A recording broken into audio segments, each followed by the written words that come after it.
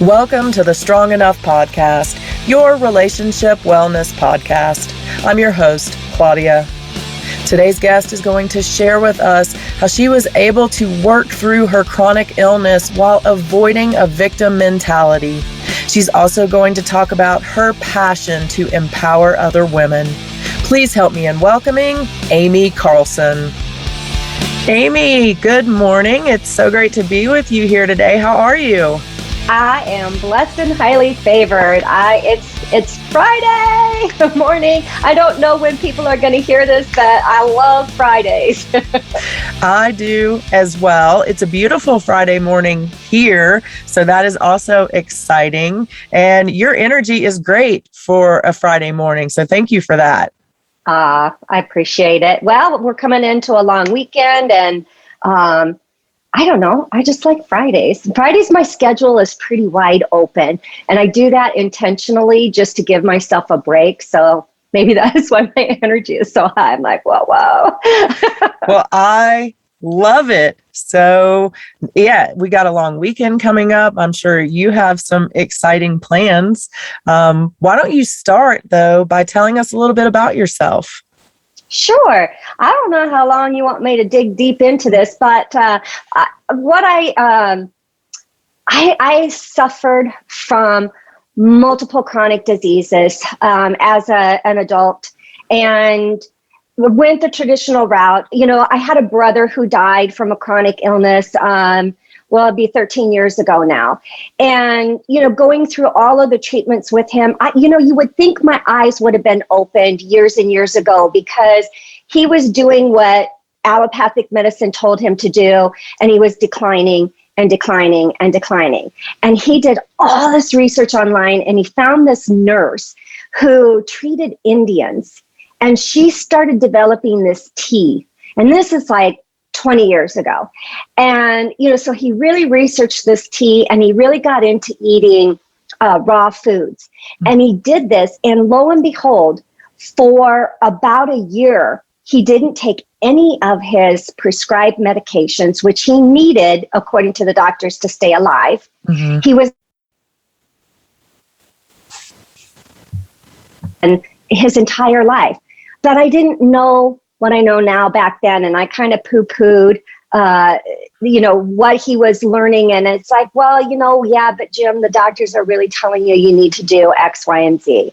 And I ran into that same thing. I had all kinds of reproductive issues, and I kept going to the doctors, and they kept trying different things. And it ended up being at age 36, I was in menopause.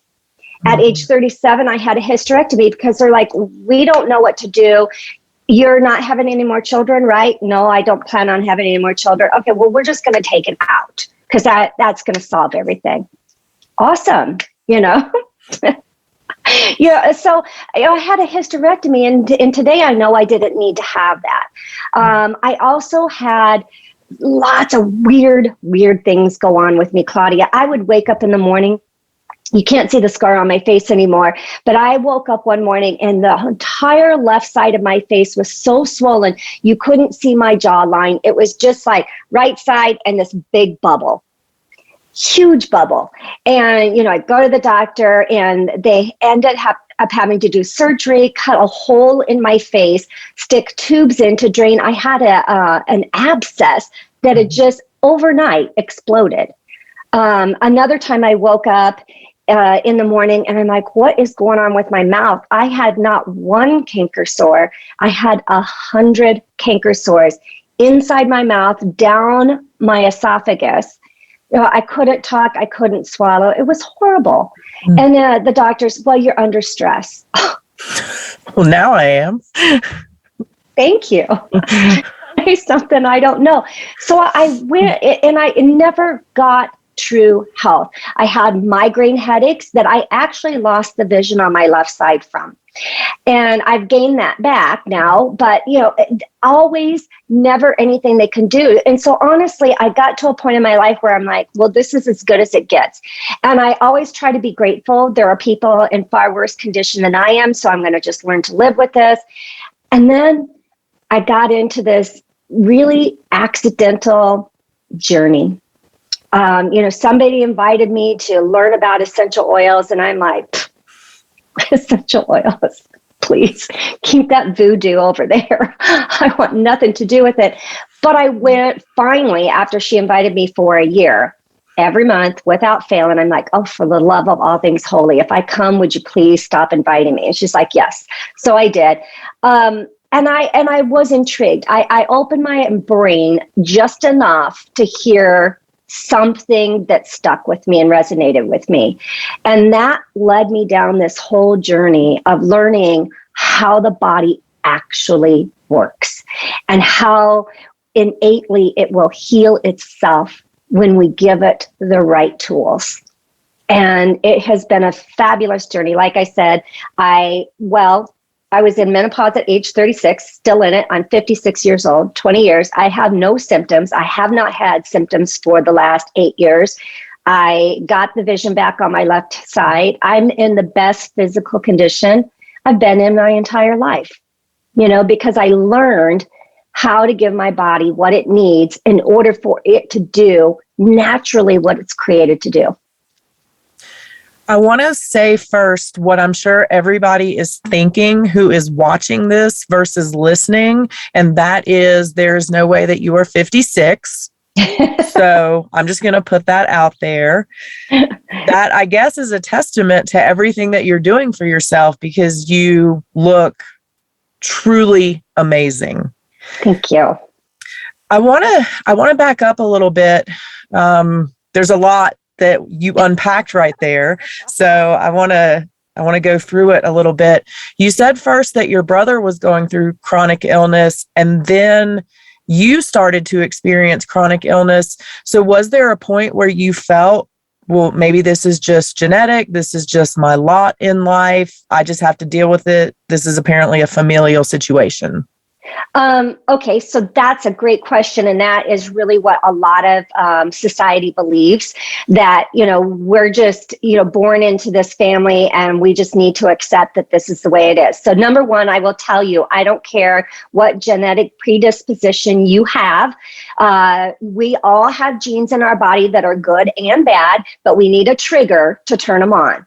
So it's not necessarily that you are born with these genes. It's the lifestyle you live to be what turns it on and what doesn't. Because we all have genes in our body that are cancerous. They're all, that will turn cancer on. It's, do we live a lifestyle that's going to flip them on? And so we need to understand that. And where we can turn genes on, we can also turn them off. Now, my brother's illness, he was born with missing part of his immune system. So that truly was a genetic thing, and it passes down. The women carry it. I'm a carrier of it. I have a son who also has the same thing he had, which is missing part of his immune system. So that is why he had his chronic illness. It just was this escalade of things throughout life. In fact, he lived to be 45 years old, and he was told, my parents were told when he was younger that he might not see age 30. Wow. So, so he lived 15 years longer than he was supposed to. So no, I do not believe that what I had was genetic. I don't believe that it's passed down there. Even cancer, even, breast cancers, we know that cancers are 90 to 95% lifestyle related. So while 10 to 5% might be genetic, we have to do something to trigger those to turn on.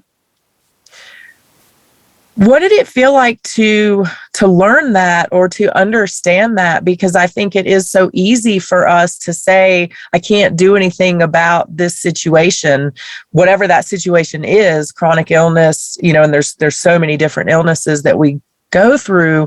So how was that empowering for you, or what was that process like to learn that? Let me back up. Part of the story I don't tell a whole lot of people is for 30 years, I was an auto mechanic. So I worked on cars. I was a certified auto mechanic. That was a rough lot. As a woman in the 80s working on cars, not real fun sometimes. And I had to decide back then, do I want to be a victim and play that victim role that, oh, woe is me, and look at how people are treating me, and look at how life is, and, all of that? Or do I want to take control of what I have control of? And at that time, I took control, and I ended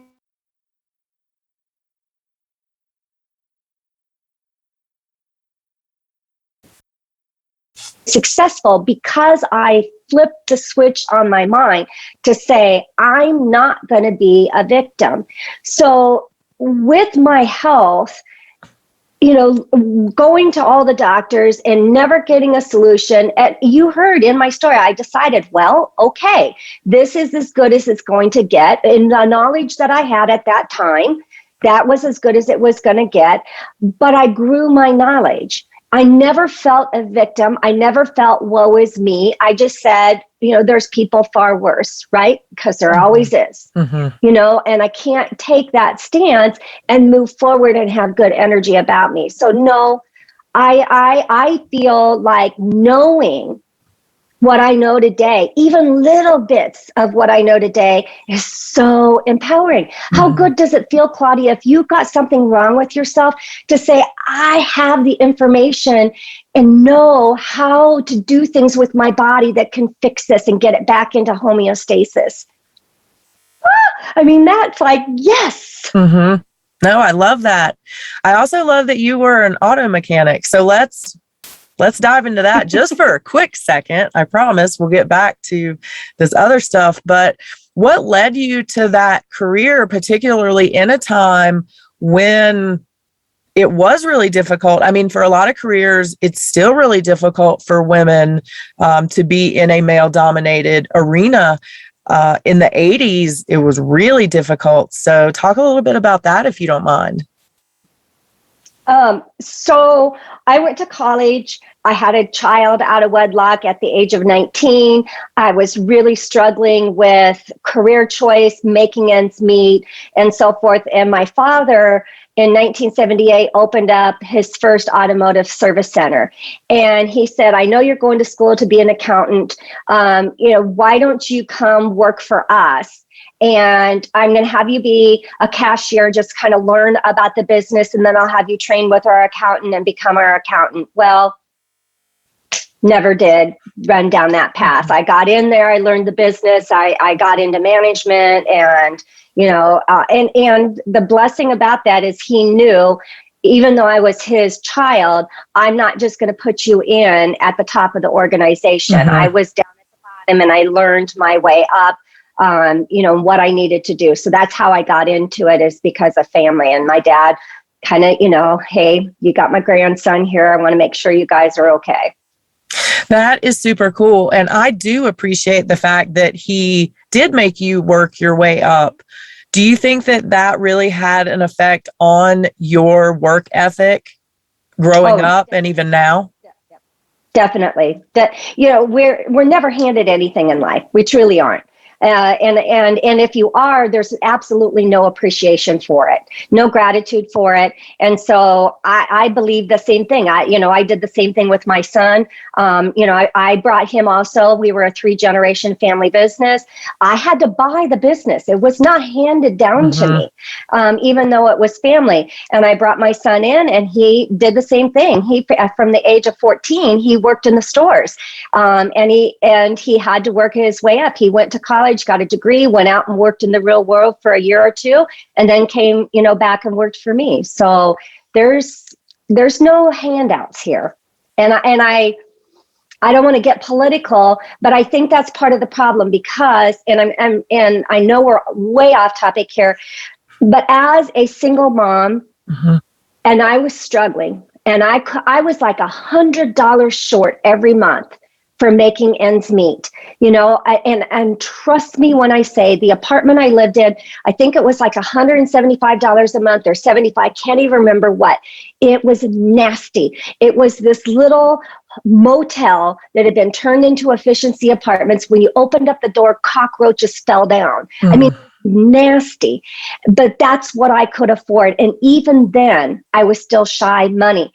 And I went and I applied for food stamps. I thought if I could just get a little bit of assistance to help us out through this hump. I'm out. My first job was Mutual of Omaha Insurance Company, and I'm a file clerk, right? And I'm like, okay, I can learn this job and I can move up the ranks. I can develop a career here, in this industry. And if I can just get some help in the interim, I'd be okay. This social worker looked at me and she said, you make too much money. And so, if you would go on assistance completely, you would make more money being on just assistance. And I looked at her and I said, but where does that get me in 5 years? Meaning, how are we moving forward? And she's like, oh, if you're worried about when your son goes to school, just have another child. This is what I'm told.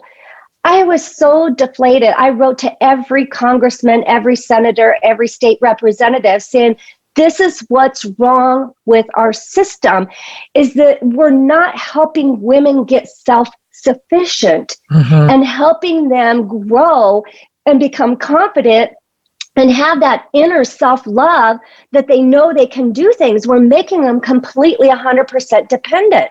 And that is crazy.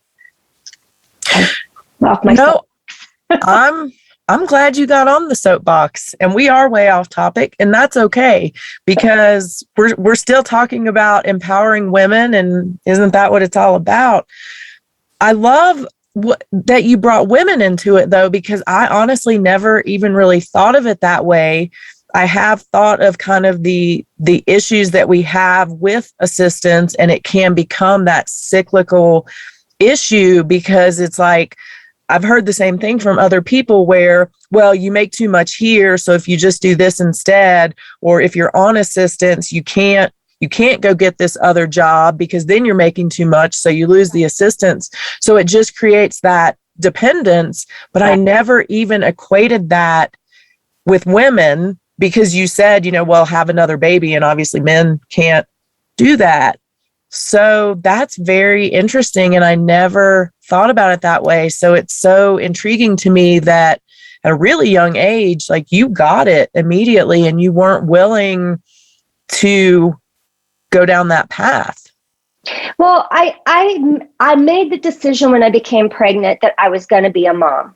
Right? I had lots of choices out there, but I decided that this is what I was going to do. And I was going to create a good life for my son. And so being dependent on assistance is not a good life for my child. I wanted him to have, opportunity in life. I didn't want to live. That's the easier, softer way out. It's the easier, softer way out. Here's the other thing too, and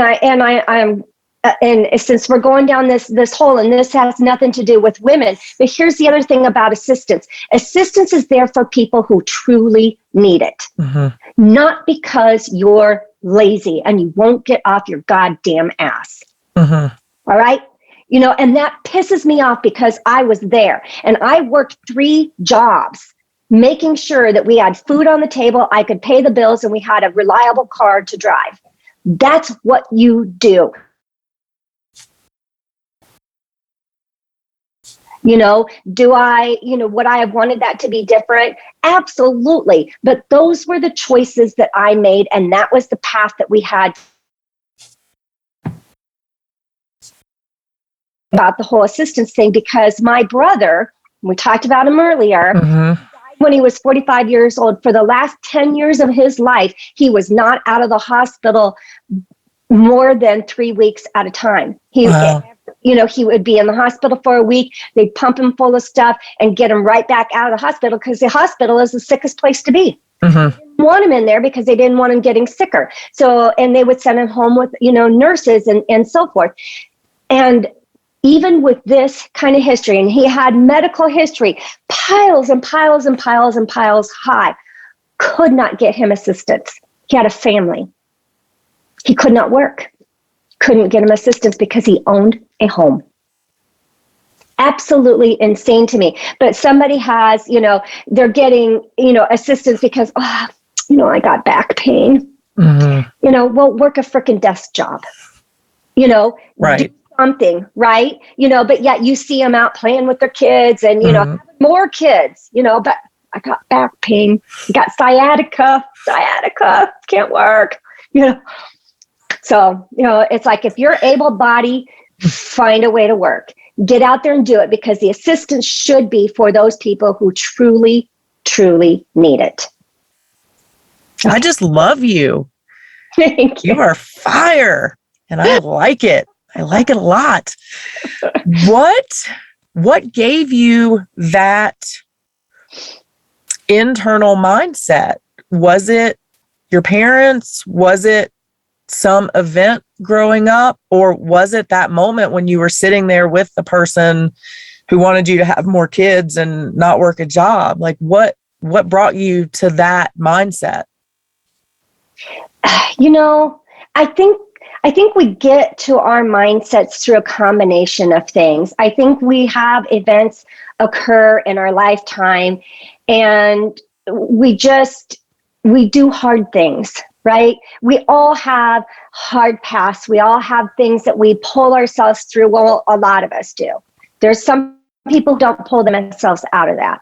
And I don't know where that mind comes from. I know there's been some really dark times in my life where I was like, what am I doing? What is this? What is this all about? Is this really worth moving on?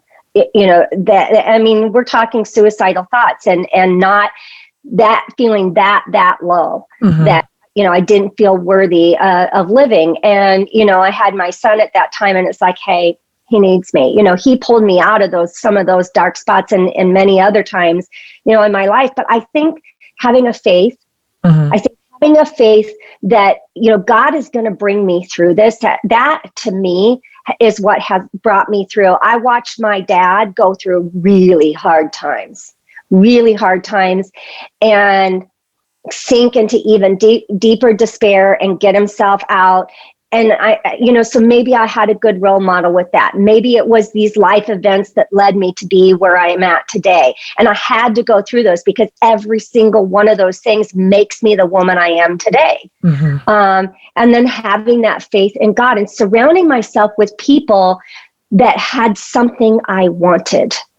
I didn't choose. When I got older, not when I was younger, when I got older, I started learning that who I hung around with made a huge difference in my life. Mm-hmm. And so I knew I've got to find not just people who are at the level I am, but I got to level up. I need to be hanging around with people, and those people are in my inner circle. They're hundreds of steps ahead of me, because I want them in my inner circle, so that their crumbs coming down, that's like gold to me. Right? I've heard that saying before. It's like you are the sum of your 5 closest friends. So it sounds like you certainly believe in that. Oh, think about it. Have you ever walked into a room and you just know, I want to meet that person? Mm-hmm. Have you done that? You walk in a room and you're like, all right, I'm meeting this person come hell or high water before this event, is over with. There's just energy about people. We all have energy. We're energy. Mm-hmm. And I want that positive flow of energy coming out of me. And I can't do it if I'm surrounding myself with people who are like, oh, woe is me. And they're not taking personal responsibility, and they're not looking to improve themselves. And they don't feel like they've got a purpose here. When we don't have a purpose and we don't know what that purpose is, we're just kind of skating through life. When we identify this, all right, God, I gotcha. I'm hearing you loud and clear. This is my purpose. Now, every day is a gift, and every day is a blessing to get out there and teach and preach and do what you do, to lean into that passion. When you think about that circle, do you include family members, intimate relationships, or just your friend circle that you want to lift you up? Let's talk a little bit about everybody else that could be in that circle.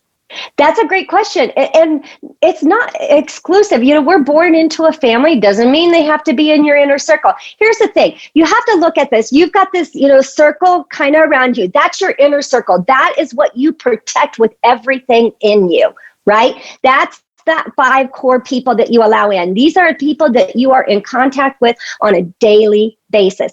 Does not have to be family members. It can be whoever is encouraging and uplifting and empowering you.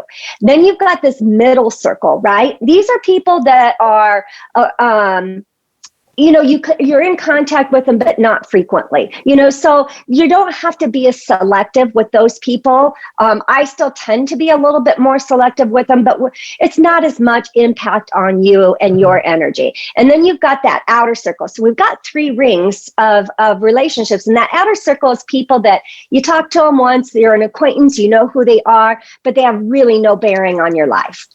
All right. Does that make sense? Absolutely.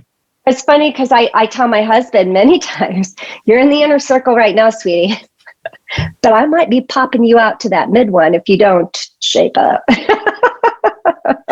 I love that threat. That is fantastic.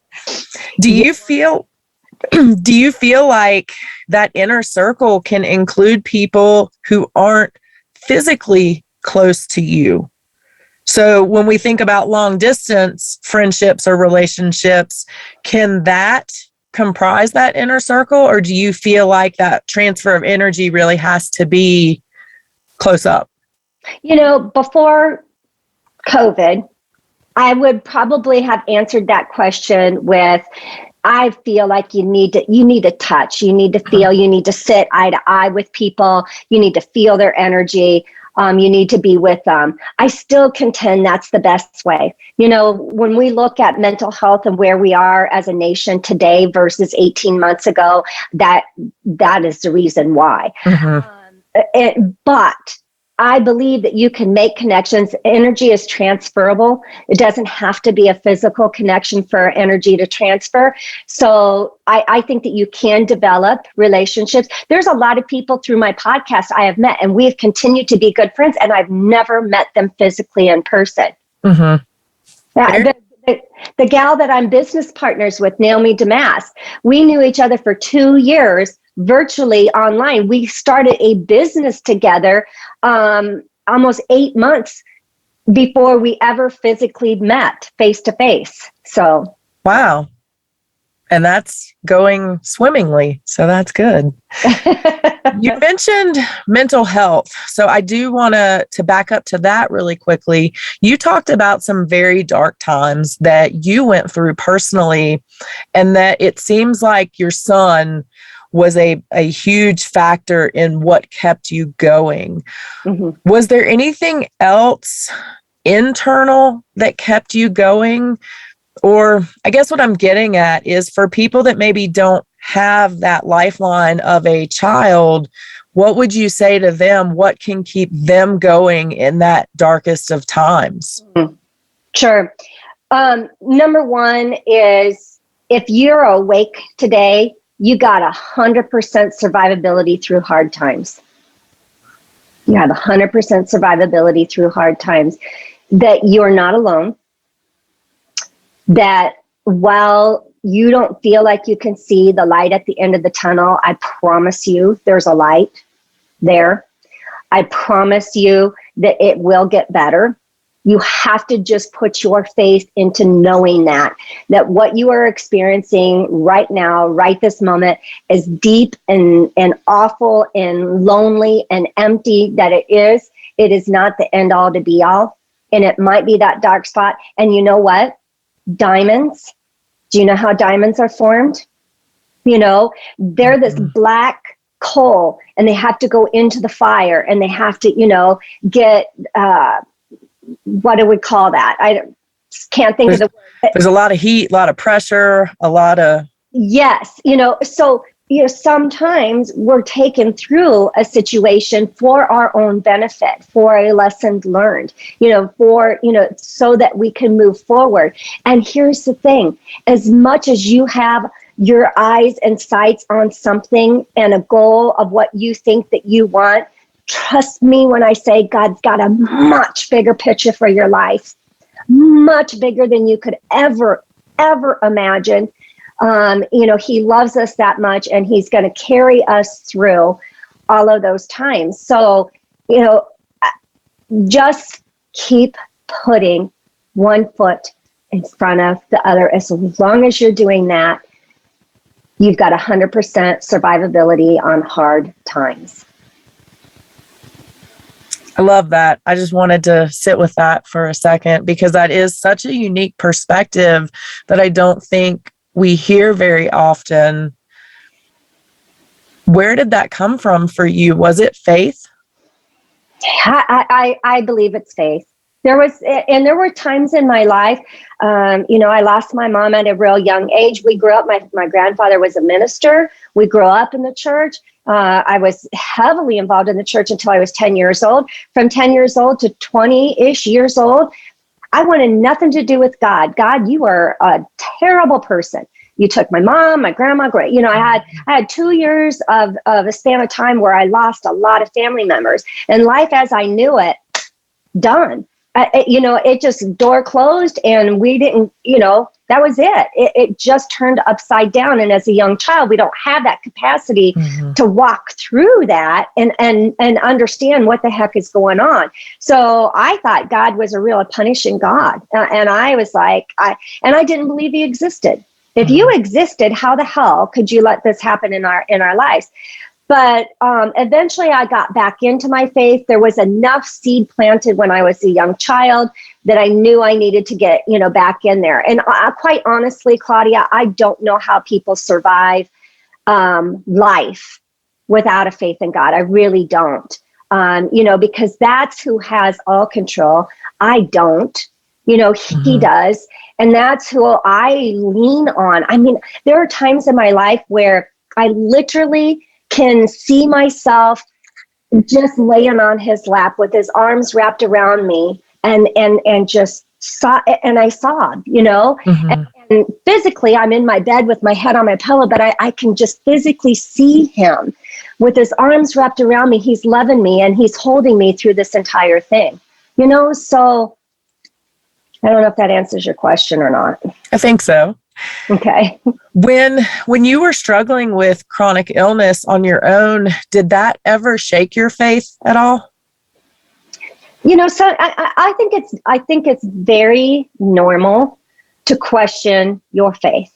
I used to think my faith is not strong enough. I'm questioning and I'm doubting, and I'm like, what's going on? But back when Jesus was alive and he's right in front of their faces, they're still questioning, their faith. So you got the man right there and you're still not believing, what is going on. So I think we're made to question. We are made with our own free will. We're made to question so that we can learn more. So yeah, I've always had questions, what is going on? Really? You're really going to send me through this again? It just, what? Is this really real? Is there really heaven? Is there what eternity? Can you even wrap your head around eternity? Physically as humans, we can't. Absolutely. So I heard in a funeral service one time, my son was 18 years old. This is when the war's over in Iran, first came out, and they lost a classmate, first classmate that they lost, and church was packed, full. He was a Marine, and the minister said, and this resonates and has stayed with me my entire adult life, we ask earthly questions that there are only heavenly answers for. And that really hits to me. We're not designed to know all the answers here on earth. And it seems like that's a very unique way that you can look at things and feel more settled with things that you can't understand, because I think that is a lot of the struggle, or that's the struggle that a lot of people go through, is they want all the answers. They want to understand everything that's happening and why did this happen and what made that happen. Right. And here's the thing too, we'll never know all the answers. We never will. I don't have all the answers. In 10 years, I'm not going to have all the answers. We just don't have all the answers. But what I do know is that the only thing I can control is me. Mm-hmm. I can control my thoughts. What I'm thinking up here is going to make these words. Right? These words are going to determine what my actions are going to be. This is it, these three things. And if it doesn't start up here with my thoughts, my words are going to be really bad. And then my actions are going to be really bad too. So I got to be up here with my thoughts on a regular basis. Ooh, is this serving me well? Get it out. Get it out. You know, we can control those thoughts. We get a choice of whether those thoughts are going to stay with us and resonate with us and keep us in that low frequency zone, you know, or we choose, you know, and sometimes, Claudia, there's days where like, screw it. I'm in my pity party today, you know, and I'm taking the day and I'm frustrated and I'm going to feel frustrated. And that's the other thing too. I think some people feel like, when an emotion hits them, emotions are emotions. There's no good emotions. There's no bad emotions. They're simply emotions. When they hit you, feel them. Don't shove them down. Don't say, oh, no, that's a bad emotion. Can't feel it. I was raised, there were good emotions and there were bad emotions. Feel it, because I promise you, 90 seconds-ish, you're going to feel it and it's going to move on. When we don't feel them and we don't allow ourselves to feel them, that's when they stay trapped and then they cause all kinds of havoc inside of our body and our overall health. So feel those emotions. Sit with them when you need to sit with them. If you need to have yourself a pity party, get on it. Have that pity party and then move on. I love that because I do try to time my pity parties. In all seriousness, of like, I'm really upset about whatever it is. I'm going to give myself an hour or a day or whatever it is, not more than a day, but that time to sit with those feelings and actually let them process and then move forward. I want to ask you quickly about something that you just mentioned. You know, we control our thoughts and then what comes out of our mouth. We as women, I think, a lot of times struggle with what is in our thoughts, particularly about ourselves. You know, we really struggle with our self-worth, our esteem. What are some things that you do to control those thoughts in your mind and love yourself? That's a great question, Claudia. I, for years, beat myself up how I looked. And I can still get into that. I can still get into that, you know, deal.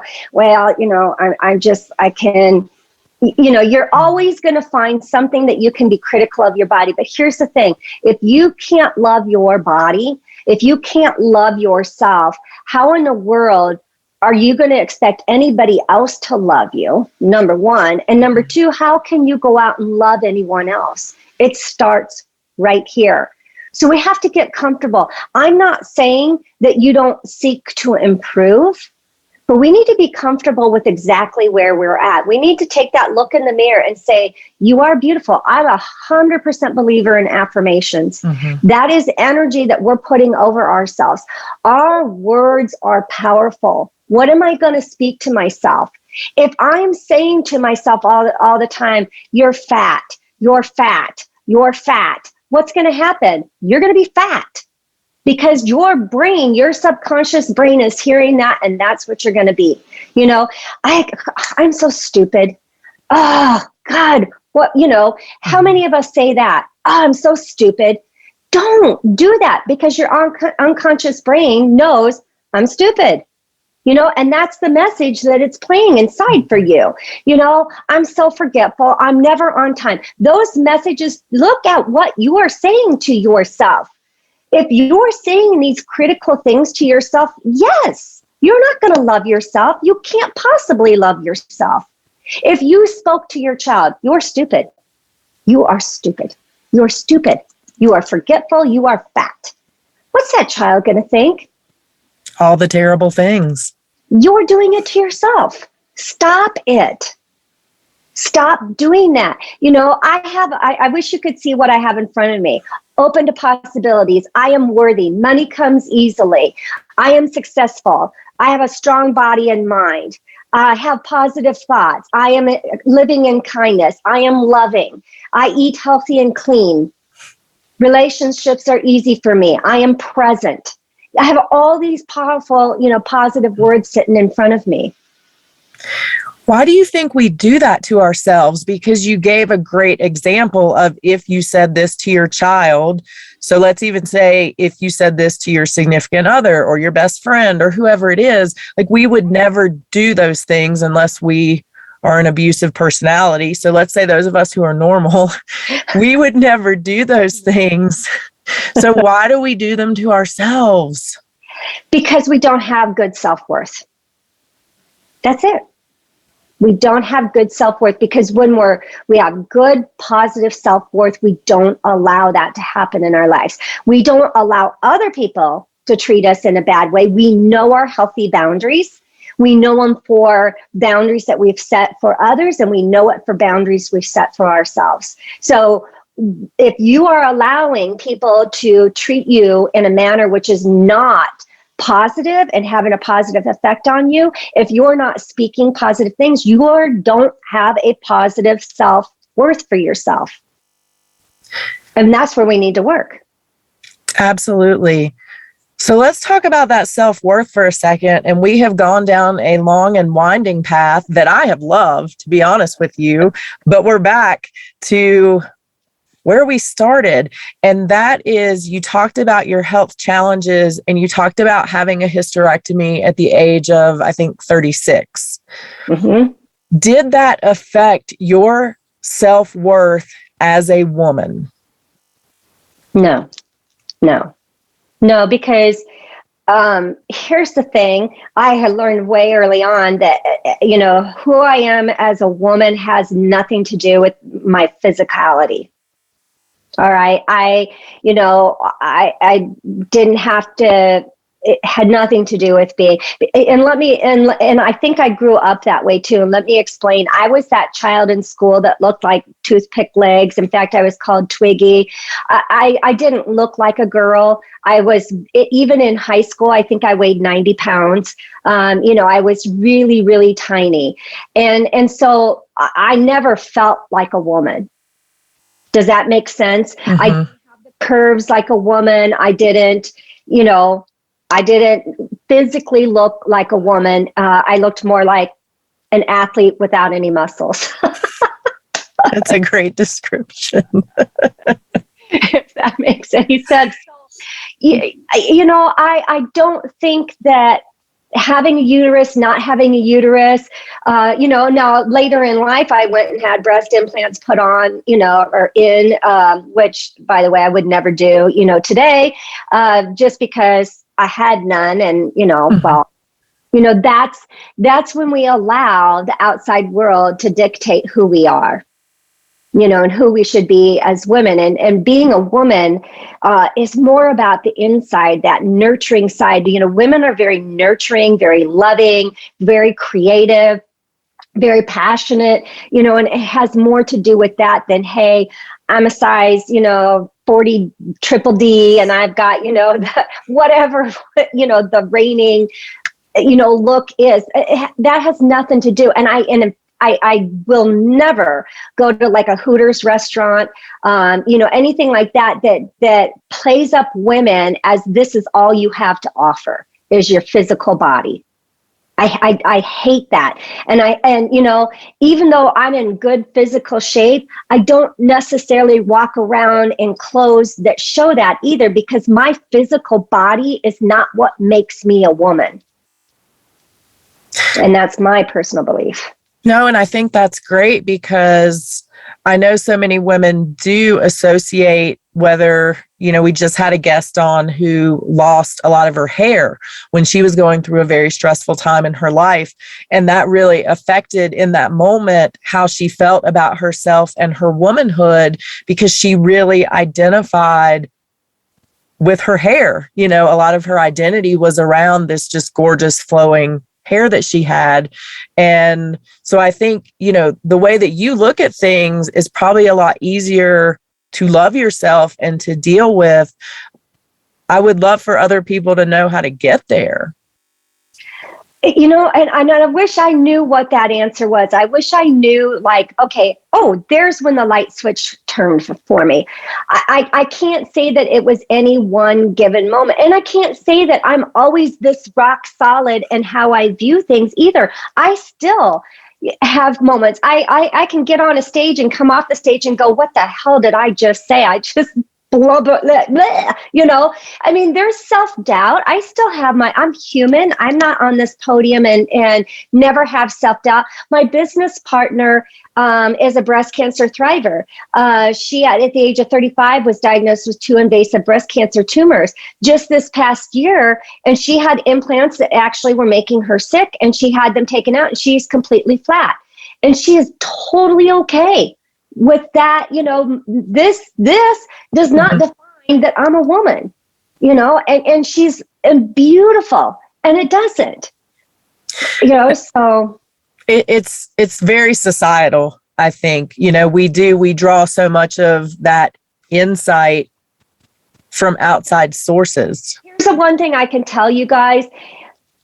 If you don't want to live in fear, if you want to have good self-worth, if you want to live a positive energy life, if you want to feel good and you want to have good, positive mental health, here's the things that I'm going to tell you to do each and every day.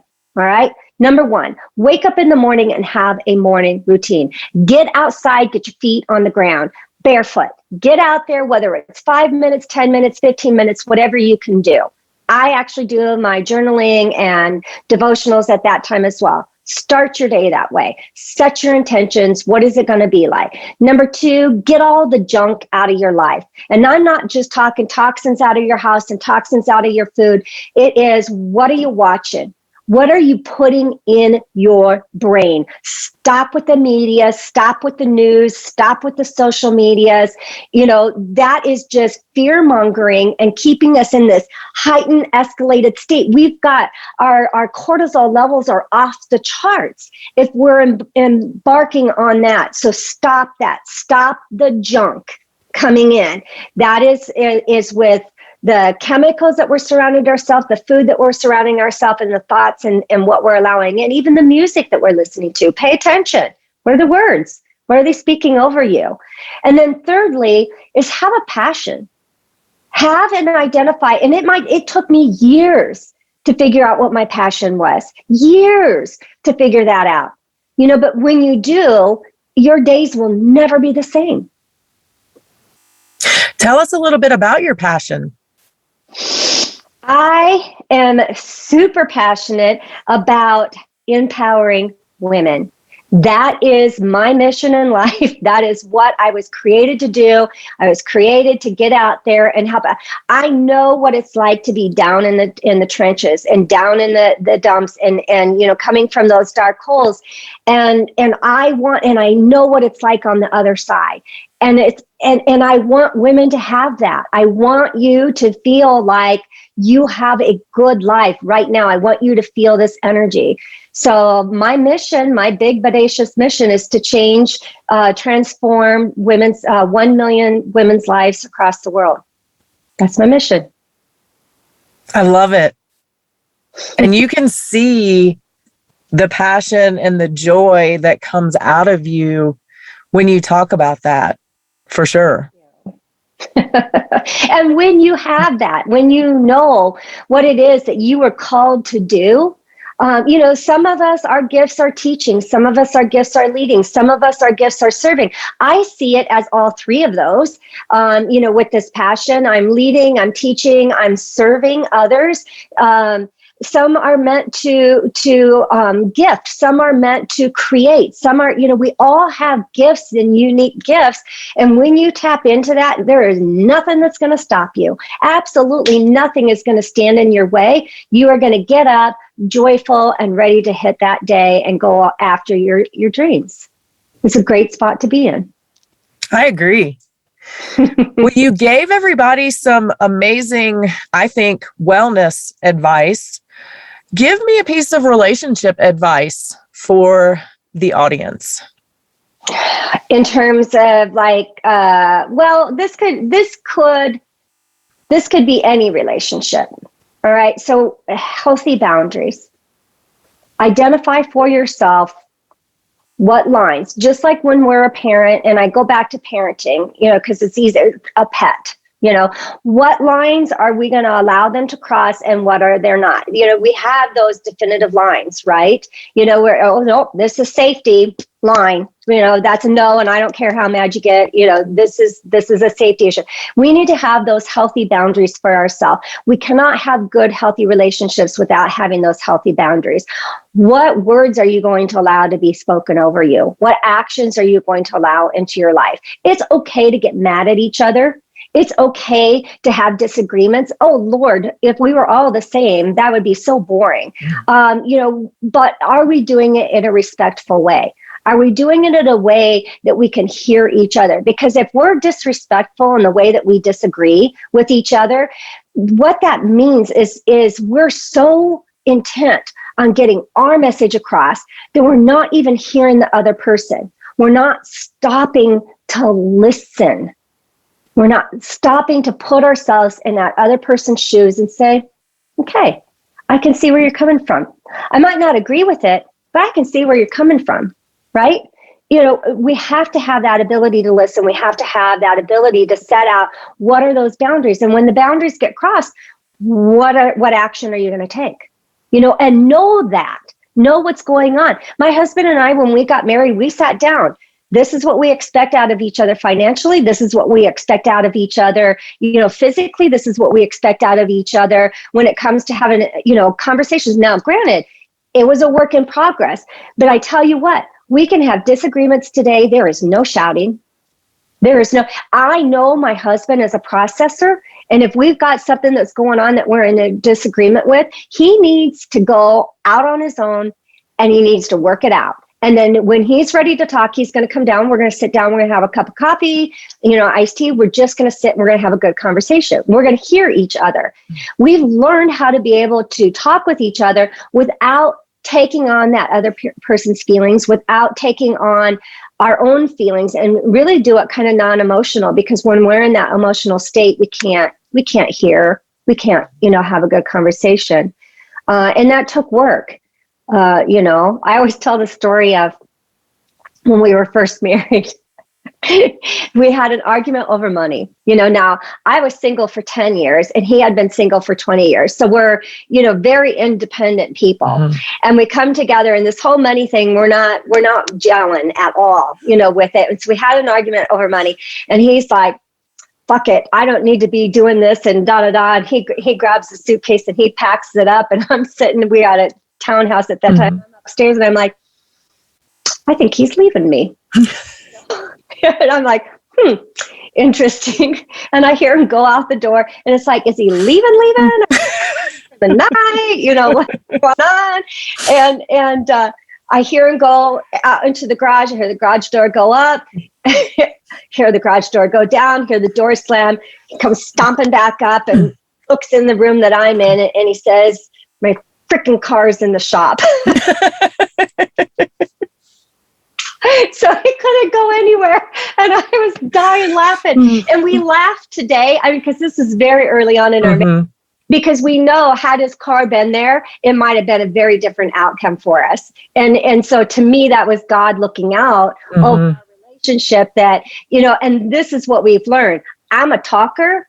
I need to talk things out in order for me to process. He's not. He's silent. He needs to work it out inside of his head. So it's like, well, what's wrong? What's wrong? What's wrong? What's wrong? Just leave me alone. Let me die, come back. So we had to learn that about each other, because we only knew each other for 4 months before we got married. Wow. And how long have you guys been married? 17 years. Congrats. 17 years. Yep. We've had 4 good ones. No, I'm just kidding. It's been a couple great ones mixed in there. It's all good. No, it is. And he has got my back every turn of the corner. He is my biggest cheerleader, my biggest supporter. And I just love him for that. And it's, so just know your boundaries, decide that you're going to work it out, and decide. Here's another thing when it comes to marriages, decide. Now, I want to phrase this. If you're being physically abused and emotionally abused, that's another story. I'm not talking about that. But decide you're in it. Mm-hmm. You're in it. The easy route out is to walk away. The hard part is being in it and working through those difficult times and figuring out, how are we going to make this gel? Where do I need to grow? Where does he need to grow? Where do we need to grow together as a couple? But you got to be in it 100%. Absolutely.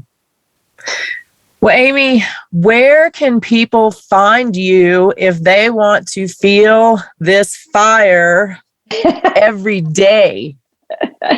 Listen, we teach, we've got a group coaching program called the Vitality Accelerator, and that's where we teach people how to remove the vitality blockers. We teach them how to boost their body's natural detox, how to accelerate fat loss with ease, how to reverse aging, and how to reduce stress and rejuvenate. Those are the 5 guiding principles that we teach. You can just go to transformingwomenshealth.com. That's our website. You can click on it. You can get into our social media. You can join our newsletter. You can set up a call. If you're like, you know what, I'm done. I'm done feeling the way I'm feeling. I'm ready to jump in there and make a difference. Set up a discovery call. It's right on there. And you can also tune into the podcast, The Toxin Terminator, right from there as well. Awesome. Aimee, I am so grateful that we spent this time together today. It went a totally different path than I think either of us anticipated, but I am thrilled with that. I absolutely love what we got to talk about today, and I'm just hoping that you will be in for a part 2, because I think we have so much more to dive into. Absolutely. You just got to reach out to me, Claudia. You've been a joy as a host, and just reining me back in, pulling me back in. But no, I think these are the best conversations is, let it go where it needs to go. I completely agree. Aimee, thank you so much for your time today. I hope that you have a wonderful rest of your day. Thank you. I really hope you guys enjoyed my conversation with Aimee as much as I did. Her energy and passion are truly contagious. So remember, until next week, you are strong enough and you are worth it.